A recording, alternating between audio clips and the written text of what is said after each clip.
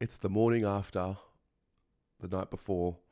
Welcome everybody to the round 22 review. After the D's, mate, 11 goals, 13, 79. Just pinch it right from the Blues. 10 goals, 14, 74 in a thriller, heartbreaker for us. Great result for the D's. Get their mojo back. I think it was a all-around great win for the game last night. That was a great game to be at, great game to be a part of. I'm sure if you're a neutral, that was a great game to watch. And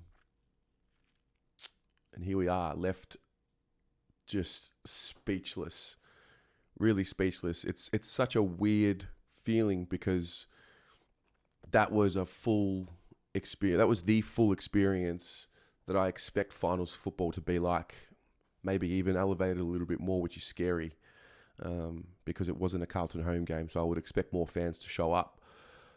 But, mate, that is the reason why the D's are the champs. There's that ultimate confidence that they're always going to be able to make the next play. And they showcased it. And there was a lot to learn from last night in the sense of what was it? 2 minutes and 11 seconds to go, up by 7. Game's not done. Moment's not done. The game really zeroes in to these moments and time. I haven't experienced that in a very long time. That time just zeroes in and slows down and it becomes a real blur. It was fascinating. That was a fascinating experience and one I probably won't forget for a long time. It was great. The other part of it is that how are you going to sit here and critique any of the boys? Like, yeah, there's little moments and there's always kick at the end. There's Harry, spoiling Walshy. There's all sorts of little things like that. But how are you going to criticize any of those boys last night after that display? Up against it throughout the week, just turmoil, drama. The Crips suspended. Upheld and then appealed and then he's back. We get the emotional hook. We need to respond. We need to get back into our groove. We need to bring the pressure and the intensity because it hasn't been there in the last 2 weeks. So there was a lot going on in our world, and I think they absolutely brought whatever was necessary last night.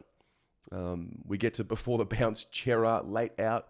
All of a sudden, you're looking at a situation where you've got no Hewitt, no Kennedy, no Chera, in a team that's really built itself on its contested football in the middle, in the guts.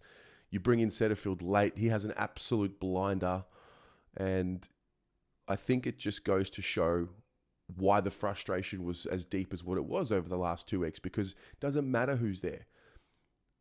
That's out of your control. What's in your control is the way you approach the game with the pressure and the heat and the intensity. And I walk away from that game obviously shattered, obviously disappointed to lose in the way that we did because it was really in our control and there were quite a few errors under pressure again. But ultimately, those boys pushed Melbourne to the brink. Melbourne are pretty full strength. Correct me if I'm wrong. I'm pretty sure that's as close to their best 22 that they've had all year. All their stars in there. And for us to be able to push them to the brink like that, that's all you can ask for. You're going to win some of them. You're going to lose some of them. We were on the right end of those types of games early in the season, winning by a kick. And, we lost one last night. Got home. I watched the last 2 minutes again. It's the Melksham mark over 4 Carlton plays. That's the one that's going to stick in my mind for a long time. They go forward. I think Gawn kicks it deep into their forward 50. Melksham marks it, and I'm watching it last night. I watched it again this morning, and I'm like, no. Oh, mate, how do you let him mark that ball? How does he mark that ball? He actually had a couple of them. He was sensational, Melksham. He was the one that really gobbled us up. Really had one of the best games that I think I've ever seen him play. I thought the spirit, like I said, amongst the group was terrific from the outset. It was a really strange game in that usually you have that arm wrestle for 10, 15, 20 minutes and the game opens up. I felt that game was a bit of an arm wrestle pretty much for the entire first half, and no team was letting up. I felt like it was played pretty much in between the arcs. Melbourne's defense is as good as anyone's in the competition, and I actually thought our defense was really good too. I thought it really stood up. It looked really solid. I thought Lewis Young was one of the leaders back there last night.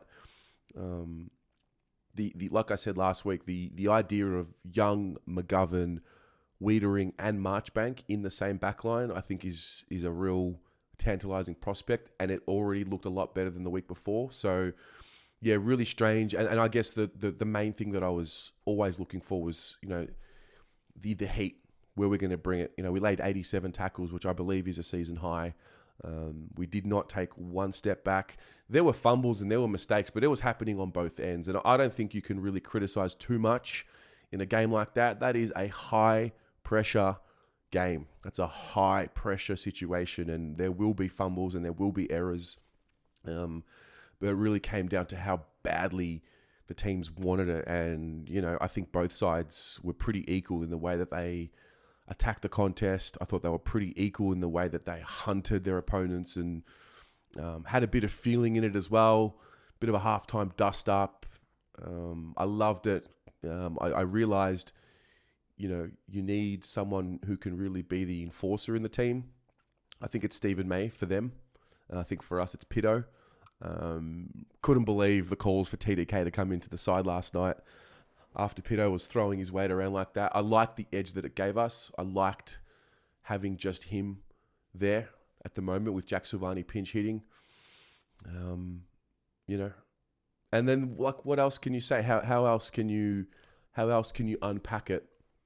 You can I guess you can find moments of last night where you're disappointed and it should be better, but I'm really optimistic with the way in which we push the D's to the brink. I think I come out of that game with a sense of calm because I know we can beat them now. I know that it stacks up. Given who was out there last night, knowing that we've got some more layers that we could add to that team last night who would come in and make us marginally better. That's the optimistic part of me coming out. Then there's the other side, which says, where the fuck was that the last 2 weeks? And how did we let ourselves dip with that intensity and that mentality? How did that happen? But if we sit here talking like that, it's not going to get us anywhere. And that's not what we want them to be talking about, the players, and thinking about it. And really, tachlis, it comes down to this. Mate, it's written in the stars. It's written somewhere. It just makes so much sense that it has to be next week. Of course, with 4 games to go, we needed to win 1 to just clinch a spot, assuming that the Dogs might win next week.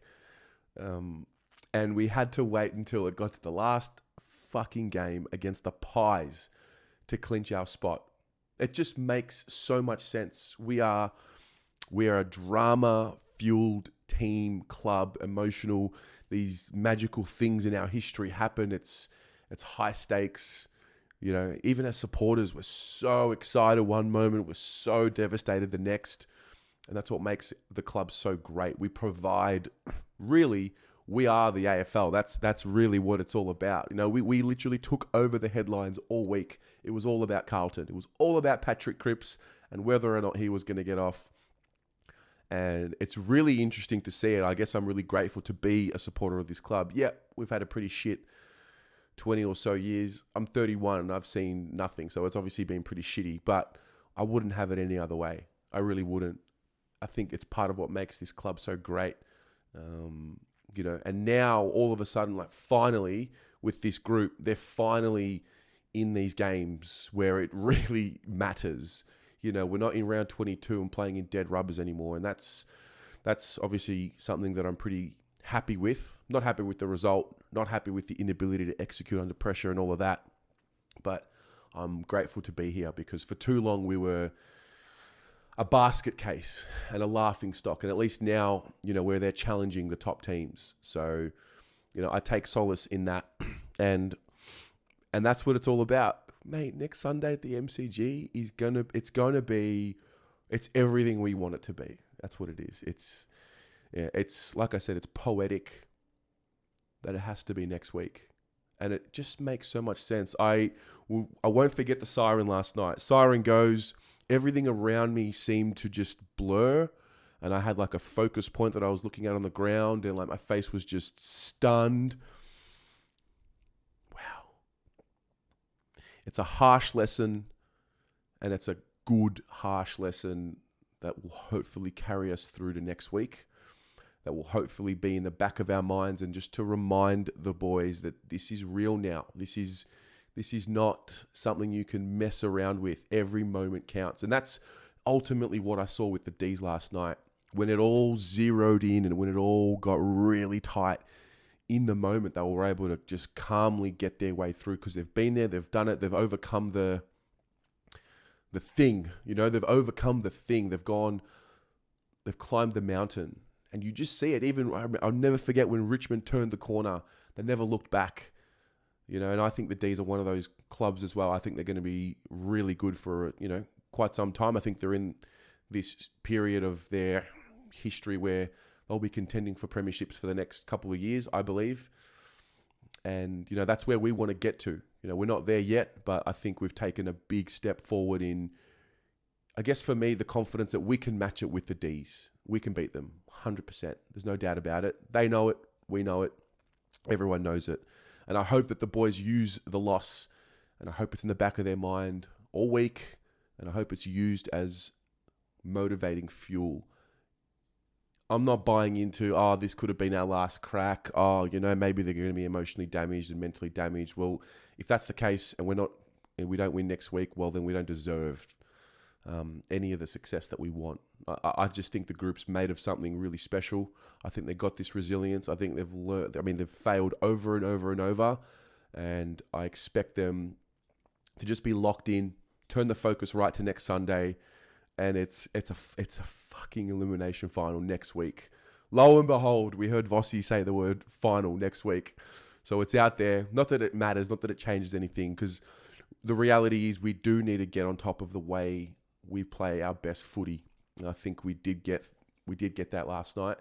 There are still plenty of improvements to come. The ability to handle the heat needs to be better, and these are the lessons along the way. There's that notion of these games will pay us back. I remember Bolton used to say it at the start of the rebuild, and coaches will say it here and there. I think that one in particular, that's definitely one that'll pay us back. You'll learn a lot from that.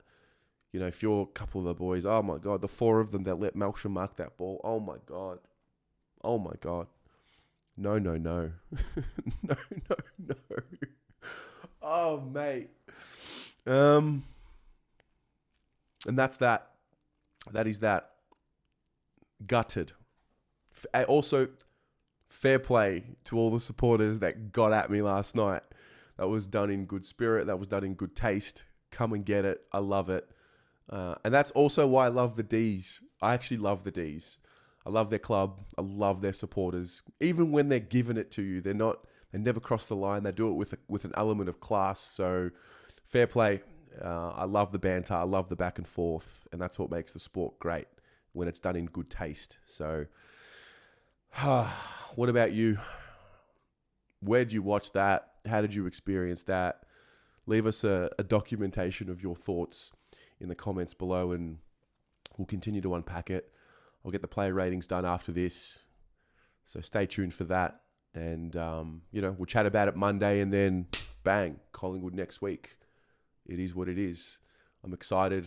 I'm beyond excited. Some of the thoughts going through my head, I don't know if I want to say them on a camera, but it's deep and it's dark, and I'm ready for it. So we'll chat to you in the comments, and go the Mighty Blues.